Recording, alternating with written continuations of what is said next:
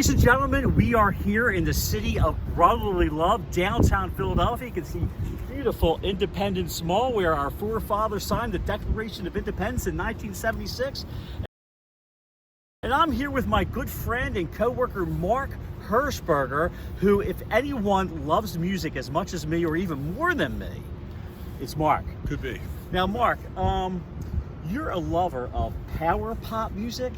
Well, that's one of the genres that I adore, yes. Power pop is a genre that has, say, light my fire. Okay. Throughout most of my life, yes. Now, could you explain what power pop is? All right, power pop is essentially melodic, guitar-driven pop music, melody, harmony, a lot of jangle. Okay. You know, really one of the original purveyors would be, say, like the Beatles. Okay. The Beatles would be considered a power pop band. Okay. Followed by a lot of bands into the 70s and, of course, into the new wave era.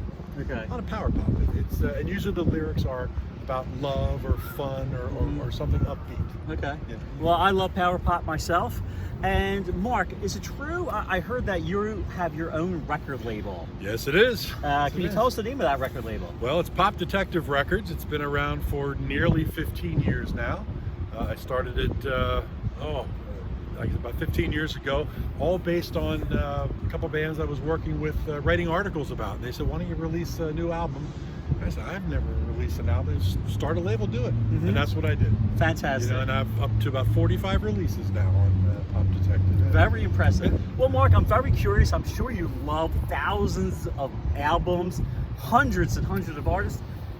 I want you to tell us your top 5 albums of all time. If you could go well, I actually brought 5 albums. Now, what a coincidence. I don't know. We were just walking along and he said, hey, do you have 5 albums? Here they are. 5 albums. And I gotta say something, Dave. These may not be my top 5 albums of all time. Okay. But these are my top 5 albums that mean something to me. Okay. Big time, all right? Okay. So there's a difference there. I totally understand. You understand? Okay. So let's go through this a little bit, all right? Okay. Here we go. First album up that we'll talk about. I received this as a gift in 1968. It's the Beatles' second album, all right? Which is not one of the official UK releases. This was a US made-up release in order to take advantage of the hit song "She Loves You" from the Ed Sullivan Show. But 1968, I was 7 years old. Friends of mine learned from my parents that I was getting a small record player, those little dance set types, for Christmas. Right. And this was my godfather, her daughter, who was about 8 years older than I, so she put her about age 15. And of course, in 1968, you're 15 years old. Who do you love? The Beatles. And she bought me this as a Christmas present, my very first album I'd ever received from anybody. Fantastic. And it's the Beatles' second album, and where everybody loved, you know, "She Loves You." I was nut over "Thank You Girl." That was my song. Okay. And this is US only release, is that true? Well, it's a worldwide release, but it differed from the release in the UK.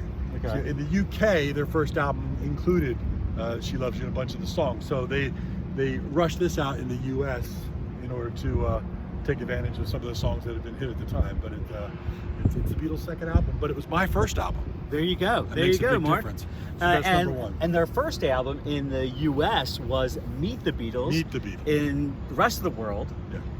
with the Beatles. With the Beatles, right? With See, the Beatles, yeah. so there were big differences, either in Europe and the U.S. So the U.S. was capitalizing on a band that had already made it big in the U.K. Right. But now they're making it big in the U.S. How do we pump out a bunch of albums and make a lot of money at it? You release the Beatles' second album, Fantastic. which is also my first album, which is meant a lot to me. You want to hold that for you, my friend? Mark, I'll be glad to. All right. Okay, now Mark is going to give us another album that means a lot to him. All right, here it is. Blue Ash. No more, no less. That's a strange story behind this one. When I got a paper route in the early 70s, making a little bit of money on my own, I used to beg older people that had cars that were going into a place called Record Revolution in Reading, Pennsylvania. Fantastic record shop. And I would just start thumbing through albums A to Z. And I got to B one day in 1973 and I saw Blue Ash, No More, No Less. I didn't know anything about Blue Ash, but I just liked the cover.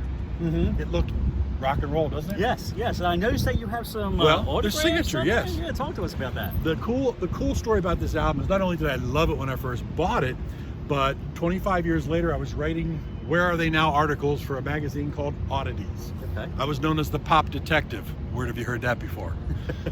And I found the members of Blue Ash, and I interviewed them. That interview led to a reunion concert for the first time in 30 years of the original band, and it took place here in Philadelphia. Isn't that cool?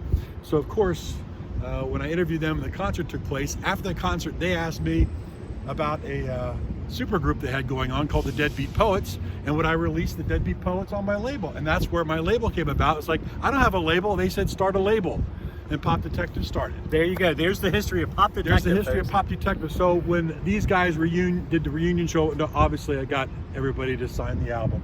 Unfortunately, Jim Kenzer is a singer, but Bill Bartlett over here, he passed away a number of years ago. So no longer with us. God bless Bill Bartlett. But Blue Ash, if you don't have No More or Less or their second album, Front Page News, check it out. All right. That's very interesting stuff. And that means a lot to me. Absolutely. Let's see what's next. All right, now when you talk about favorite albums, this album actually is my favorite album of all time. That is Klaatu. That's their first album. Most people know it as 347 EST. The name comes from the movie The Day the Earth Stood Still. Record's coming out there a little bit. Just want to be careful. This is valuable. The name comes from The Day the Earth Stood Still, the old Michael Rennie starring film about the robot Klaatu that came to Earth, and they landed on Earth at 347 EST. That was the time they landed. But Klaatu released this album. In a couple weeks, it tanked, did bad. But a reporter up in New England states wrote an article saying, is Klaatu the Beatles recording anonymously? Why did he ask that? Because there are no pictures, there's no names, there's no information whatsoever about the band on this album. This was another album I found at Record Revolution going A through Z. Unbelievable. Found K, fell in love with the album. 6 months later, I heard the Beatles rumor. All right? Yeah. Blew me away. 5 albums from this band. They're all fantastic. And the neat thing about this record is 30 years later, I'm great friends with the band. The co-writer of Calling Occupants of Interplanetary Craft, which was covered by the Carpenters. Yes, I was just going to say that. Yes. Terry Draper, he and his family spent a weekend at my house. We went down to the shore together, and to this day, we're fantastic friends. So how many people can say an album when you were 15, 16 years old that changed your life, you turned around 30 years later, and now you can say you're friends with the band? Not too many. Yeah. Unbelievable. And I like the fact that, I find it interesting that you don't even know the music. You like the cover. Something draws you to it, and you take a chance, and you fell in love with it. That's exactly what happened with this. Because look at the cover; it's an unbelievable piece of artwork. I know the artist as well. I have a cheap print at home from the artist. And on the back, you've got titles like "Calling Occupants of Interplanetary Craft," "Anus of Uranus," "California Jam," "True Life Hero," "Sub Rosa Subway." It's like, these are great titles. I bought the album not knowing a thing about them, and it changed my life. So this actually is my favorite album of all time. Klaatu, 347 EST. Check it out, folks, and I'm dying to listen to it myself. There you go. All right, album number 4. Number 4. Another band that changed my life. This is 999, their first album, High Energy Plan. 999 was a pop-punk band out of Brixton, England. Okay. Really kind of hit the scene in 1978-79 with this album and their hit song, Homicide, which took over the UK, made a little dent in the US. And then early 80s, I'm working in a restaurant now in town. I'm working my way through college, and a friend of mine turned me on to this band who at the time had come to the US to tour quite a lot. And I think between 1981 and 86, 87, I must have seen these guys live in the US about 20 times. You know, all over New York, all over New Jersey, and by the last 5 or 6 times, we were always on the guest list. Now, what type of music is it? Is this power pop? I call this like pop punk. Pop punk. Okay. Right? There's a little punk edge to it. Right. But you can see from the way they dressed, they had a little bit of a glam element to them. So there's a pop kind of edge to it as well. It's not hardcore punk. Okay. It's kind of pop punk. Okay. It's kind of Ramones, but with clearer lyrics. Okay. Now, I love the Ramones. So this makes me want to check this one out. Check this out too. And this is one of the reasons why I love doing this kind of stuff, talking to people about music, because I can learn from them as well, not only just from me. And the cool thing about this is, like, they stopped touring to America once the band started fading a little bit from 88 to about 2008. But around 2010, they did show up on South Street, and I went down to that show, and darn it, they didn't remember me from 30 years prior to that. We went out for dinner, nice Indian dinner, and then just 3 months ago, they came back to the U.S. and played up in Bordentown, New Jersey. This is unbelievable. At Randy Now's Man Cave, and I'm up there, and who looks me in the face but Nick Cash and says, "Mark, where you been?" So that's kind of neat. It's kind of a neat little thing. So to this day, they're still friends of mine. I love their music. All right. Now, Mark, I could feel the passion coming out of your voice. You love music. You're passionate about it. You meet the guys in the bands. I'm dying to hear what number 5 is. Number 5 on my list. All right, late 70s as well. Band from Scotland called The Head Boys. Now this is true power pop. Okay. This is just fun pop music, great lyrics, great guitar work, jangly, some organ in there. The Head Boys, one of my favorite albums. I wore this album out. I mean, I actually have 2 other copies at home that I had to find online, because when you wear an album out, you wear it out and it just stops sounding very good. Mm-hmm. And the funny thing about this is when I started my record label and was doing fairly well, people started writing me saying, you know what, you should re-release the Head Boys' original first album on CD. Mm-hmm. I said, wow, what a great idea it would be, because this is a kind of a like a cult kind of album. It didn't do fantastic. I think maybe all told it might have sold 50,000 copies worldwide originally. Okay. And the band's fantastic. I started looking into it, and it had been originally on RSO Records, and it had been bought by a number of major labels through the years. So to try to track who actually owned it, I think it ended up in Universal. Mm-hmm. Trying to say, well, can I license this thing? They wanted so much money to license it that it became like, it's impossible to do that. Yeah. So I couldn't do it. But I contacted the one of the members here, George Boyder, who was the bass player in Scotland.